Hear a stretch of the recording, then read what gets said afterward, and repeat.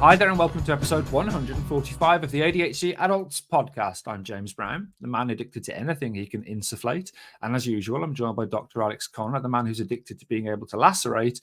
And of course, the woman who's addicted to Matchington Mansions. I basically ran out of rhymes, things that rhymed with those words. Mrs. ADHD. Alex, hi. No, not hi, James. I am very drunk, though. Fuck's sake. Hi. I mean, you're not. I mean, you're not. A, you don't drink anymore, and B, it's like 4 o'clock in the morning over there, probably in Germany. Anyway. Yeah, no, I don't. That's true. Also, Sam, hi. Hi. I really enjoyed that rhyming. It was lovely. I did. Oh, that's good. How are you both, Mrs. ADHD first? I think I'm all right. I don't know. Yeah. Okay. Weird Again, question. that's. Yeah, why would I ask that? And wearily, he says, obviously, what about you, Balloonhead? Firstly, insufflate's an amazing word, James. Love it. And what's Matchington Mansions? What is that? Is that just words? That's the game I have to play to get myself to sleep at night. Oh, I see. I'm excellent. Thank you, James. I'm high on life. Yeah. Mainly because the numbers intern seems to have had a day off texting us this week. Hi, Tarquin. I'm sure we'll pay for that double text about the Australasian market or something next week. It's all fine. Who cares? 16%. No, don't know what that means. Would you believe that one of them has sent us a letter? No. That's right. It's from a. It's checking. It's from a Robert from Kidderminster, it says here. It said, I listened to your hastily cobbled together substitute episode on ADHD and stress. It was fine as things go, but how come you didn't mention that James has weekly Reiki and cupping, but he uses moon cups? Good question. I wish we had. That's how he deals with stress. Spot on. We've had a real letter.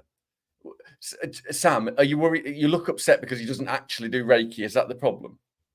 I just didn't really understand what that was. They're pseudoscience stress relief approaches to life. And I know what they are. Yeah, James. I know what they all are.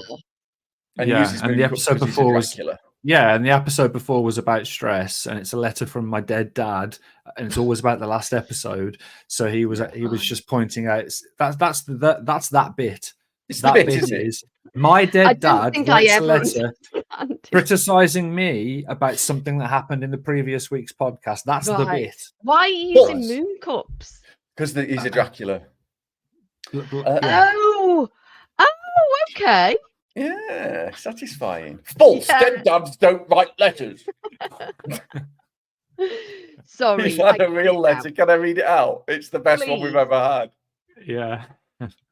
I phoned Jules, my brother, to read this letter out to him when I read it on the script. It's from Will in Amsterdam, and it says, hey, just wanted to quickly say, every time one of you says RSD, my head goes, repetitive strained injury. That's it. Best letter ever. It is amazing. Oh, man. Properly guffawned, Will. Thank you, you nutter. Also, I've had a note from the Metrics Intern about the next city. We've got listeners in. Are you ready for this, Sam? It's going to be true. It's the fantastic Sheffield, where apparently 0% of our listeners are, which frankly Tarquin should have written as less than 1%, but he's too busy playing polo with Sam's dad, so we'll let him off. Because you're posh, Sam, that's the new bit. Yeah. It's funny because, you're not. It's not funny. Here's a fact about Sheffield. Sheffield is the home to the world's smallest mountain. It's called Dante's Hillock, and it stands at a towering height of 3 feet. And it's famous for the number of people who failed to reach its summit. Oh. Yeah. It's just a fact. If you weren't listening. Are you expecting something of me? No, but normally you'll either go, well, that's not true. But I like the Well, I don't know. I don't know if there's a 3-4 hill. Sorry. Do you think that there is the world's smallest mountain called Dante's Hillock? I don't know. Do you think it's likely? Know. Do you think it's likely that something that's probably not. I don't know. Okay. It's I think though, at this point, the answer is no. We're not expecting anything else. Yeah. Anyway, you. carrying on, as usual, this company named after a number between 2 and 4, whose SIM card-based broadband is fucking shit of a podcast, is a tragedy in 3 parts. Three We choose parts. a theme. Did I say 2? No, it's just the word 3 in it. Oh, yeah, good, yeah. We choose a theme. Last time around, I think, I'm not sure, was about ADHD and stress. And today we're focusing on ADHD and addiction. Thanks to those who suggested this topic. For obvious reasons, we're not going to name them. Alex. The 3 parts include the Rob Schneider of evidence, Alex the psycho, Schneider? education monkey, terrible comic actor from the 90s and noughties, talking about the evidence behind the theme, our personal reflections, I haven't changed that bit, on addiction, and then finally some spunk trumpeting with Gabby Logan. I don't know also who Rob Schneider is. I thought it was the man from Jaws. Is that not? I don't know. Roy Scheider was in Jaws. Rob Schneider was in Deuce Bigelow, Male Gigolo. I haven't read it. You can see the difference between the quality in those films just from the name, really. Anyway, Alex, for once, as it's a sensitive topic, and your own addiction to woodpeckers, crosswords, and hunting, I know they're quite distressing for you. I'll just let you carry on at your pace. Thank you. Yeah, it's an interesting one, isn't it? Righto, are you ready? Yeah. Given the massive range of things that you could be addicted to, and the fact that there isn't actually an agreed definition of addiction, a useful definition of addiction might be a long-term relapsing disorder characterized by compulsively seeking and using something despite negative consequences, and that could be to you or negative to the people around you. Addiction is often considered a psychiatric or psychological issue when it involves functional changes to the brain circuits, probably, and when those ones are particularly involved in reward and stress and self-control. That's a pregnant pause. It's because I didn't realize the next bit was Sam, and then you do that thing with your pen. Oh no, I'm doing a thing with the pen. Sorry, I'll put it down. I'll set my hands. Sorry, I was going to say that I've always said that I'm really, really lucky because I've never been addicted to anything. But could me spending obscene amounts of money so that we have to repeatedly remortgage our house be an addiction? It's a really good question, James. That's how you do a really good question. And I think yes, but it does depend who you ask. If we think about addiction classed as a psychiatric issue, and we turn yet again to the big old boring DSM handbook for brain thingies, James, where interestingly for this podcast, in the latest edition, DSM-5, still a while ago now, they changed addiction from substance-related disorders to substance-related and addictive disorders that reflects this developing understanding.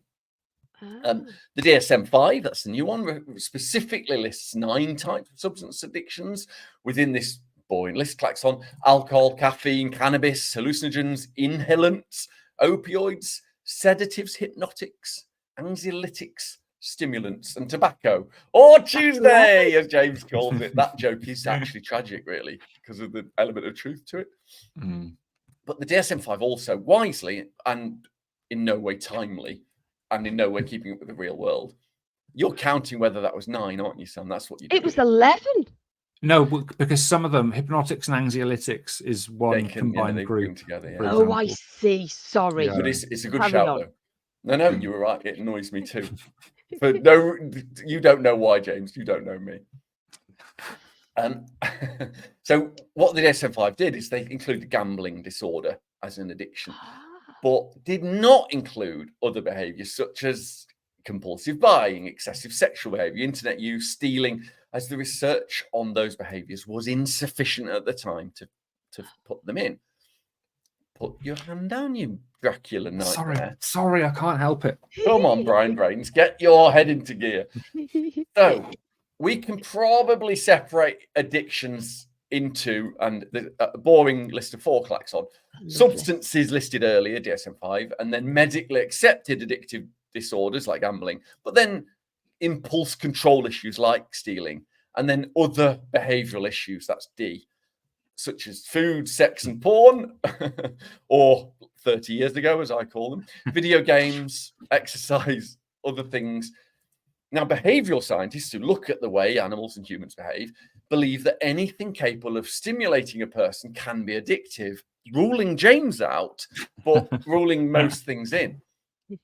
And so whenever a habit that stimulates a person changes into an obligation to do it, that could be considered an addiction. And it may be that there are 3 stages to that. There's the kind of excess exposure, the intoxicate, the binging first, and then withdrawal, either chemically or just socially or habitually, or negative emotions, and then preoccupation with it in anticipation of it. Okay, Captain Science. So that's kind of what addiction is, but why do people get addicted to stuff? Why don't we just let Samantha ask the questions? She knows what she's doing. So, as a biological basis, James, which you wouldn't know about being a professor of biology, as a biological basis of addiction, it helps to explain why people need more than willpower to break it. So that's why it's quite important. When you look into the biological basis of habits or addictions, we've got to come back to the old ADHD friend, stroke evil nemesis, dopamine.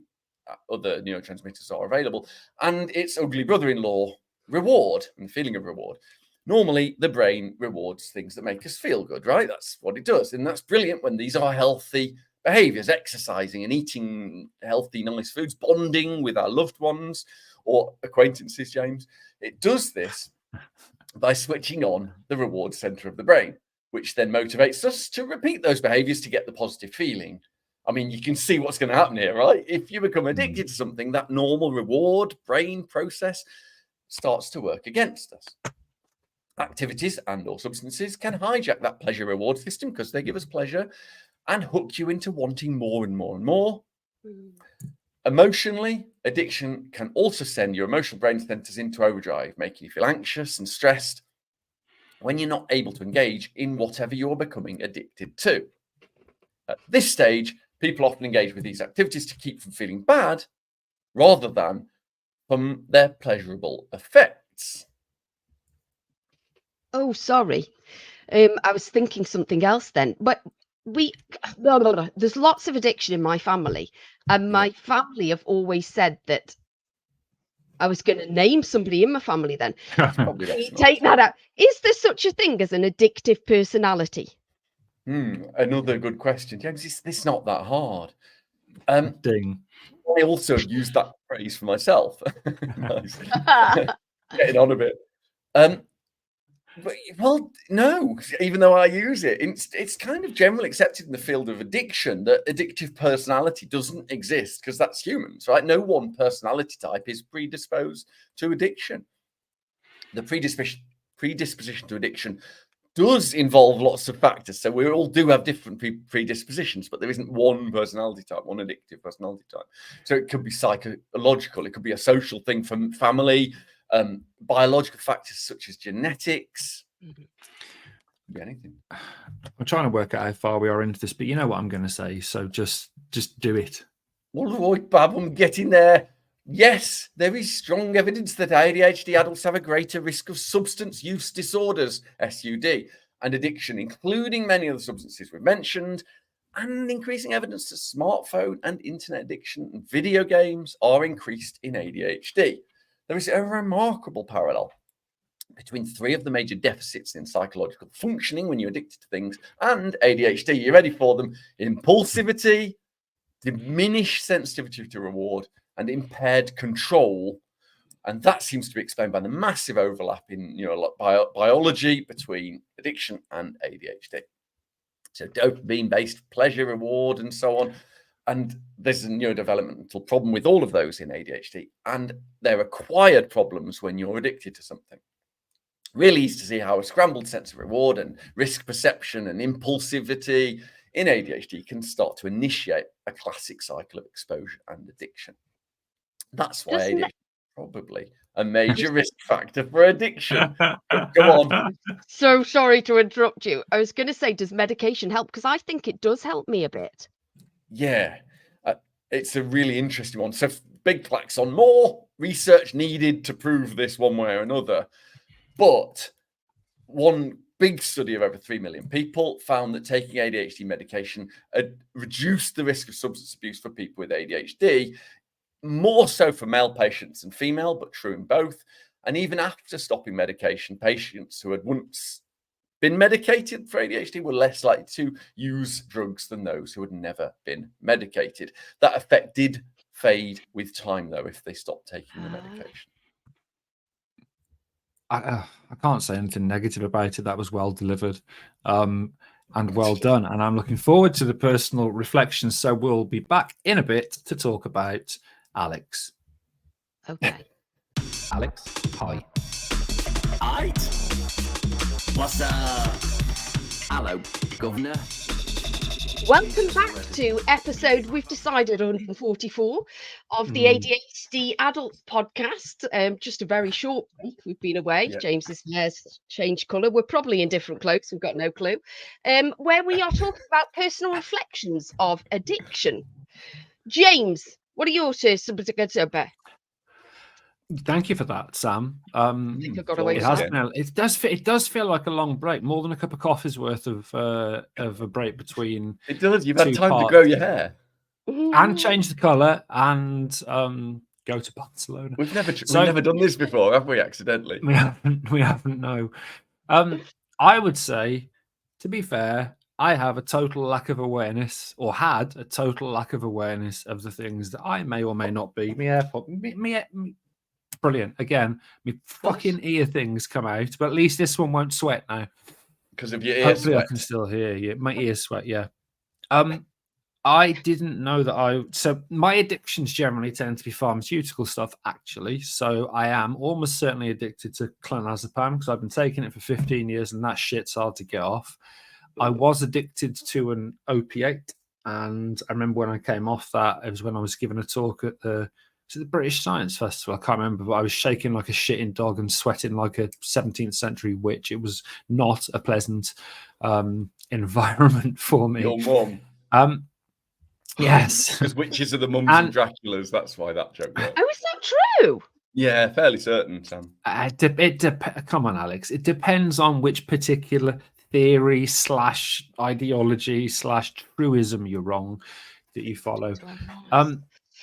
And so for me, if you look at the behaviours, for example, I am a heavy phone user. My phone isn't heavy. I use it heavily, but I don't believe I'm addicted to it. I don't believe that I have been addicted to any of the other behaviours we talked about in part 1, which was a long time ago, so I can't remember them. and a different episode number, apparently. Yeah, it was. It was an episode in the future, which is now back in the past, which was the name, Sam's name for Back to the Future, wasn't it? Return to the past. Return to the past makes more sense. It does. It If does you look actually, at a the lot more.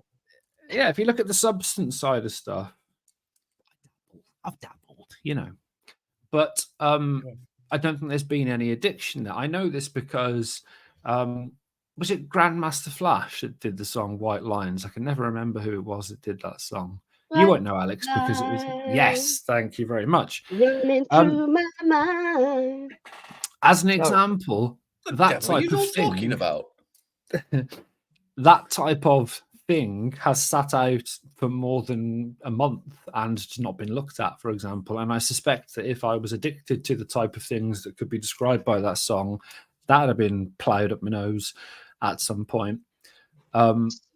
So a lot of the stuff that is kind of your typical, you think of being addicted to heroin, to crack, to cocaine, to alcohol, etc. No, not me, it seems. I can't drink at all. Just remembering back to 10 minutes ago with the science of addiction and the words of addiction, James, that was also not 10 minutes ago. Remember, of course, that mislabeling of the word addiction can include any substance use disorder. So if you can do dry January, it doesn't mean you can't have an alcohol use disorder. I get that. There is no disorder in my ability to use substances. No, you use them as indicated. Yes, exactly. And I'm very good at it in the same way that somebody whose relationship with alcohol is that they don't have to do it, but when they do it, they can, consume a lot, and I don't do a lot of substances now. I've stopped partaking of the wacky backy, and I don't really. I know, and I don't really engage in other stuff much. I know I could. Do you mind if I ask, James? Do you feel Please. that the use of substances affects or affected you negatively, or those around you? No. So particularly for my generation of kind of party goers, I didn't even know that whatever they call it, Blue Tuesday or whatever they call it, is a thing, which is you go out for the weekend partying, and then on Tuesday you have this crash of low mood and depression. I never had that. So I didn't know it was a thing until about 2 years ago when someone mentioned it. Oh, what are you on about? So it didn't affect me. The only of those substances that did was... That's anhedonia. It's because it's blue every day for you. Yeah, it is. It is. Very true. Very true. That day just happened. Everyone else the only one feels that like really... I do. I love Tuesdays. The only one that really affected me is cannabis because of its effect on eating. And like I've said in the past, I used it as an excuse to remove the guilt of binge eating, because I could just say, some munchies, I'll eat all the shit, when really I knew it. And that's why I was using it.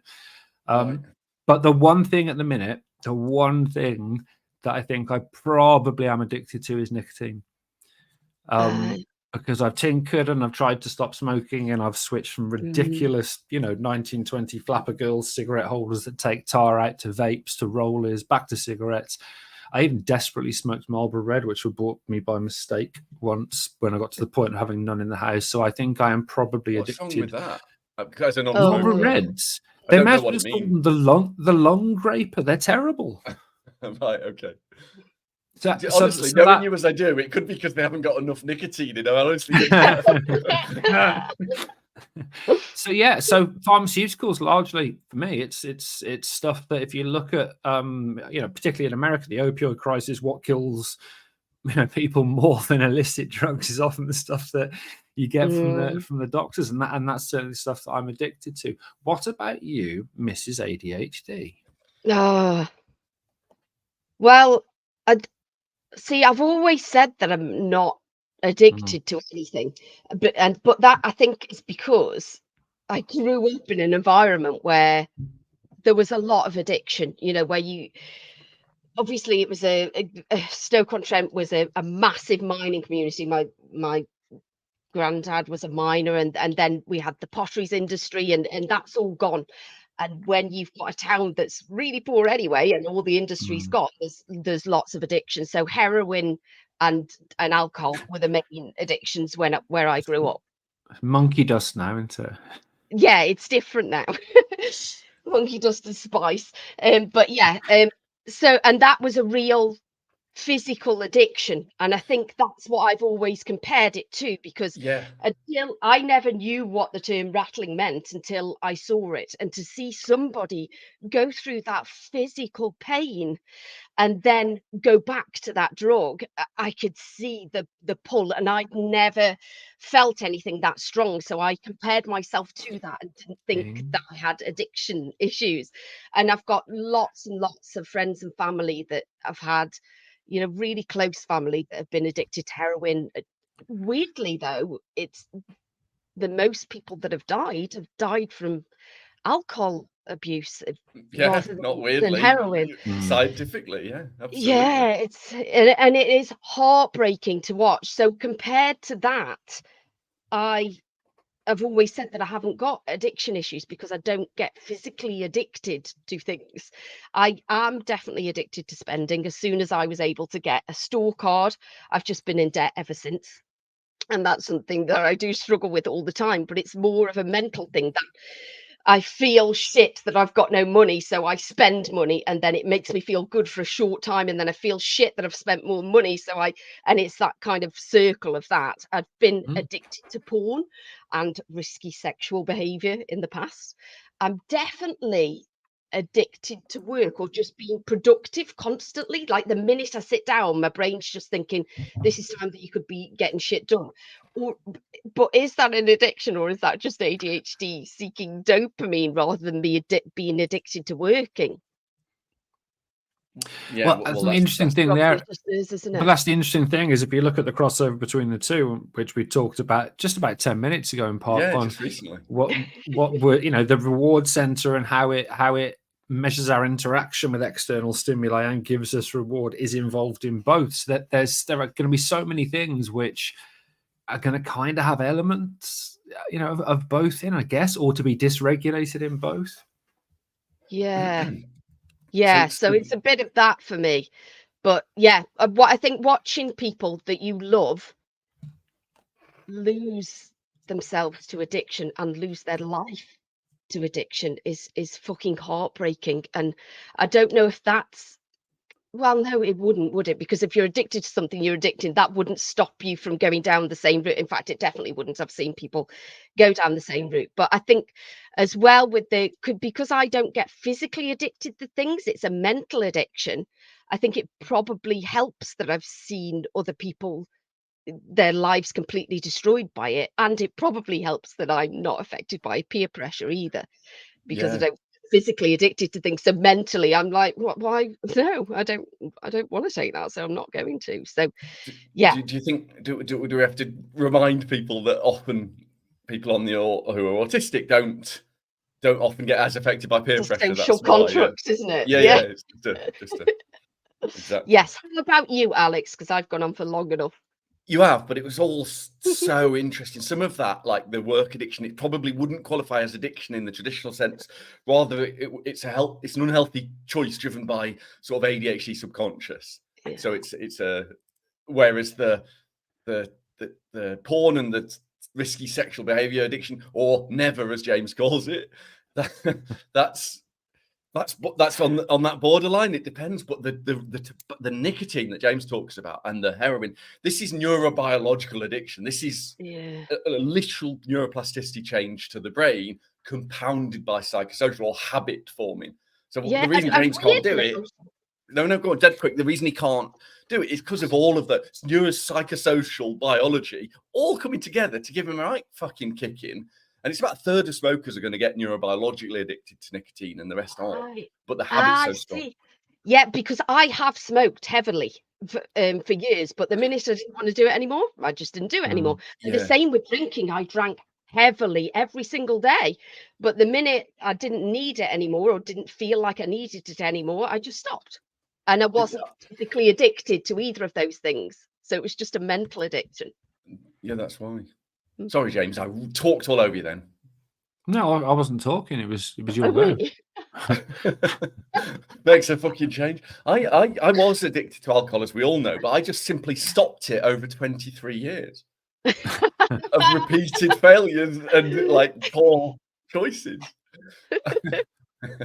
I think so. I have an ADHD. Sorry, an ADHD caused, I guess, alcohol use disorder, no question about it. It's in the olden days, it might not have triggered what people would call alcoholic. I don't tend to use that word unless I'm trying to get a dopamine reward by shocking old people. Then I do. But in general, I don't. And one of the main reasons I think the word alcoholic is so unhelpful, and the word addiction actually, is because people with ADHD then feel fraudulent to admit a problem. Yeah. Because I'm not dying of heroin, I only have 3 glasses of Chardonnay a day. Am I? Your little finger went up then, James, but you don't. I don't know. Does that mean you want to talk? No, it was no. It's something really. It just stirred. I was chatting to one of my clients the other day who felt fraudulent because they've never been addicted to anything. They've never gone through any of the things we've talked about. They actually felt that what we talk about having addictions and engaging in different behaviors and having mental health issues, they actually felt that had made them question their ADHD more. And I think it's really important to say this isn't all of us. This is just a significant proportion of us. It's definitely so true. And it's the same with every aspect of ADHD, isn't it? We're not you can be ADHD and not have any of the hyperactive symptoms. Absolutely completely different. Sorry. I sleep like a baby from 10 o'clock through the night every night. The fraud inside, I'm like, oh God, you're just a shit human. Shut up. So I don't think we should ever label anybody else as an alcoholic. If you choose that label for you, knock yourself out, of course. It's really important. and I don't like the word misuse, and I don't like the word abuse. I wasn't misusing alcohol. I was doing it how £1 billion worth of advertising keeps shouting at me to do it. Exactly as they said. I would have said, James, that my alcohol use affected only me negatively until I asked them once I'd got sober. Oh my Christ. Oh my Christ. The things they've told me about my behavior that they were too kind to tell me are crippling. If there's one thing that could lead me to suicidal ideations, it's dwelling too much on that rather than looking towards positive future. Can you tell me those things? Yeah, should we talk about it more? You're a monster. Look at your little face. Look at the happy little face. Look, everybody can see you're a monster though, Sam. Everyone knew it was there. No, yeah. Starting arguments. I know you didn't actually want me to. I'm going to. Not realizing that I was not understanding their subtle nuance points and their sort of awkward faces and God, that sounds like me normally. But well, it is a bit, isn't it? But yeah, but the problem is, I wasn't cognitive to the point that, but I thought I was. You know, when you're on weed and you have epiphanies that are bullshit. Yeah. People on alcohol don't realize they're doing that sort of thing because it's not weed, but they are. They're not listening. They're not thinking correctly. They're not thinking anywhere near the way they would normally, but they think they are, and it's fucking dangerous. Look, I'm not being a smug. I think alcohol is a really positive thing for many, many people. Yeah. But if it's a problem for you, then it's quite hard to spot it is, I think. I also just want to say that the AA approach, even the secular Alcoholics Anonymous approach, because if you look at the tenets of AA, they're terrifying if you've got no level of spirituality. If you're like a cold husk inside like me, it's like, admit you are powerless for this. Admit you have no control. And I'm like, no, I have got control. I'm choosing to drink. And I admit that something else is bigger than you. I'm like, actually, I think we're all after the universe is, but I don't think it's conscious. And so that was a really difficult one. And then this idea of stopping every day, like every day, just today, which can be really helpful. And if the future without alcohol got scary, which it does, I would say, okay, I can just do this. But in general, the idea that I could drink tomorrow would be a really dangerous thing for my lack of awareness of risk, right? Because I fucking would. With me, I tell people, I've told it pretty much from the first month or two, I will never drink again. And people go, don't say that. Loads of people have said it. Don't say that. And my dad, who's brilliant, now says, I was really worried when you started saying that. It's his reflection. Now he realised, because he's read and heard that that's not what you're supposed to do. Oh, right. But we're not neurotypical, are we? So I don't do what you're supposed to do. If that's what works for you, and I know that works for some ADHD people as well, we're not all the same. But for me, it's a fucking rule. I just don't do that. I mean, I won't have tiramisu. I will not. I won't. It's disgusting. That's why. Yeah, it's fucking horrible. It's even lovely if you make it with none of the cake bits and just drink amaretto neat from the bottle. If you make it with none of the ingredients and instead use the ingredients for a lemon cake, it's amazing. It is, yeah. It is. So, when I made it a fact, it helped. Saying it out loud, I don't drink. Oh, I don't drink. And sometimes people find it really awkward. Somebody said to me once, oh God, I'm really sorry that I'm having a drink. And I always say, oh, I'm not allergic. You know, I think it's a really positive thing for you. And I don't tend to go into pubs because it's too, that thing that Toblerone Jack doesn't like about. So I always say, if I spend all day in a hairdresser, sooner or later I'm going to get a haircut. And Jack always says, I used to go to a hairdresser's and I didn't get my haircut. I just smoked weed with them. But what he's doing there, and you worked him on, what he's doing there is purposefully making fun of my analogy. So I tend, but if I'm, so in my men's village ballet dance group, James, as you know, which is more interpretive dance, everyone has a beer afterwards. And on the first day, I said to them, "Oh, I have an alcohol problem. I don't drink." And they were all like, "Oh, sorry, is that okay?" And I'm like, "Yeah, I like it. I like that you're drinking." And then next week, there happened to be a big crate of non-alcoholic stuff just left there because these big village farmer men are actually really sensitive and nice. But because I like talking about these things, because I don't give a shit and I get reward from showing off, it's fine. I also think, and this isn't a personal reflection, I think from a load of my clients that weed addiction for ADHD is a much bigger problem than we're all admitting. I think that marijuana can be really helpful for some people if dosed properly. And I think, but for some ADHD people, it becomes an addiction that's crippling. And we need to talk about that sometimes. Surely James, any addiction is crippling. do you know what? That's such a great question, because life's Wasn't a question, disease it was a that's statement. ultimately fatal, right? And there's no such thing as Right. healthy. There's only healthier. So Mm. if you've got an addiction or you see yourself as an addiction, but it's the alternative is suicide, then no, it's not crippling, is it? It's helpful. And so I think you have to look at what you do and what the alternative is, you know, for how you make your choices. That's a really good point. Mm. But I meant like addiction in the part one, which was only moments ago, when you were talking about addiction in the sense that it has a negative impact on you and people around you. But let's any say you're addiction in addicted to your phone and it has a slightly negative effect on your relationship, say, but the alternative is heroin, which would have much worse. Then it's bad. It's not as bad as it could be, and that's where we really do have to be a bit sensitive to people who use whatever they use to get through the day, and that's something we should definitely be aware of as well. And Your Honour, that's why I was caught in Victoria Wines drinking from the 100% vodka. This is the longest part 2 of any episode ever. So we'll try and bring it to a close with a game, but just really quick, I think it's interesting the guy that set up AA cured his alcoholism with guided LSD therapy, not a 12-step program, which I think is a fascinating story. Did it work? Yeah. Well, yeah. Wow. There's loads of papers showing LSD can cure alcoholism if used in a guided. Yeah, how many times have we asked for more research on this, James? It's so frustrating, isn't it? Yeah.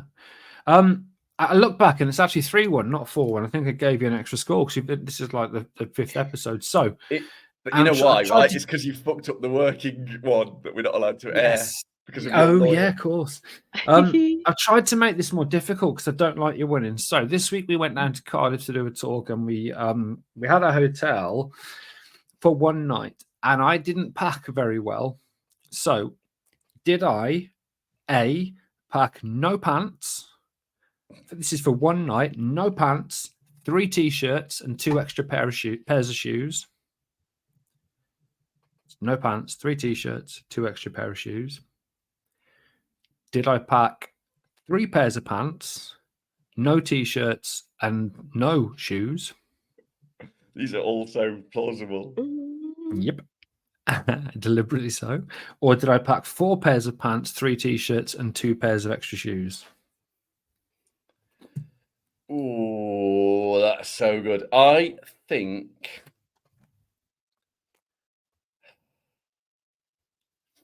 I mean, you famously need lots of working underpants and don't tend to forget them. So I think you packed 3 pants, no shirts. I think you thought that pants were shirts and you hadn't put them in. That's what I think. The fuck have you got that? How the fuck have you got that? Because I did the exact same thing for my nan's funeral. And when I put my suit on, I hadn't got a shirt to wear with.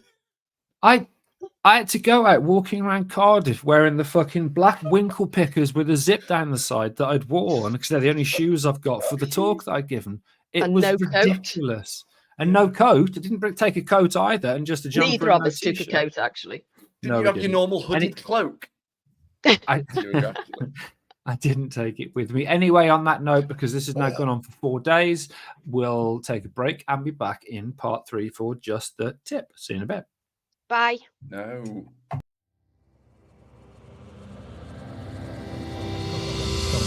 Welcome back to episode 144 or 5, but 4. It is 4 of the ADHD Adults, part 3 of our episode on ADHD and addiction, or use disorder, my preferred term.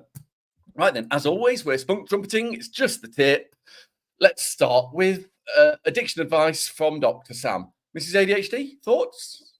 Well, I haven't got a lot of advice for this because I don't think, I guess I've been addicted. The only thing that seems to work for me, and I don't think this is healthy, but I don't know, probably not, definitely not, is to swap one addiction for another. That's the only thing that I can do.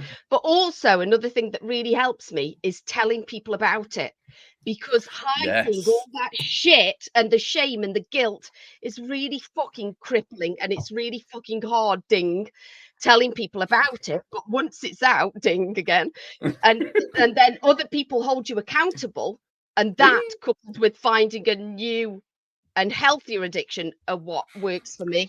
So tell everybody about all my painful stuff and then find a new addiction. They're the only things that work for me. But if you have an actual like physical or mental addiction or whatever, just get help. Tell people and get help.